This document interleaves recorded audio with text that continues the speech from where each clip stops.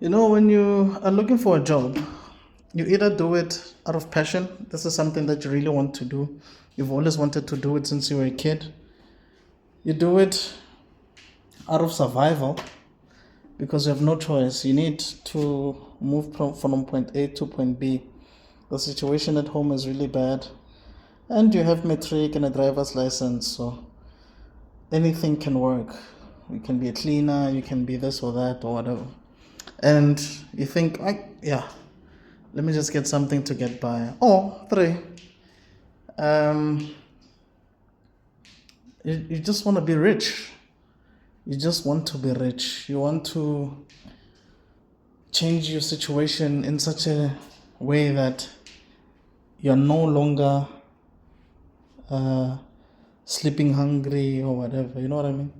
You want to be rich. Like the career that you chose is a guaranteed win, whether you're a top lawyer or an engineer or accountant. What's a CA again? Yeah, whatever the chartered accountant. Yeah. So, but then there's some realities that really hit you. You know what I mean? Reality strikes, chief. One of the things that hit you is corporate environment. That's not really something that you're taught at school. You know what I mean? So by that I mean there's certain politics, people who use paper trail to find a way to fire you, people who are intimidated by you, people who don't like you because of your race, your age, where you come from. Could be a lot of different reasons. That's one of the things. You yourself, you didn't realize that there's something called soft skills that you need to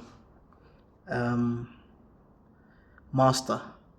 You just thought that your skill alone is enough, but actually you always need to be on time. You need to have a certain decorum. You need to treat people with respect and all of that. And maybe when now you're just an arrogant prick, a jerk.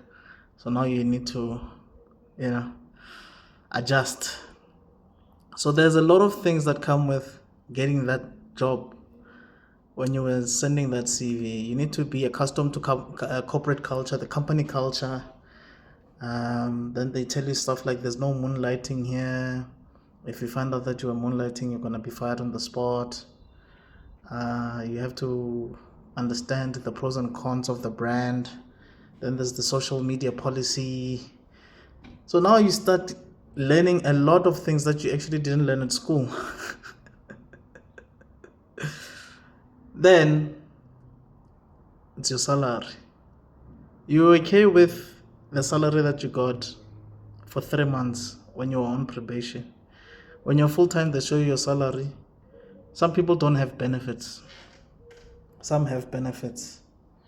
And the net versus the gross is a shocker. Because on the application, they only showed you your gross or whatever.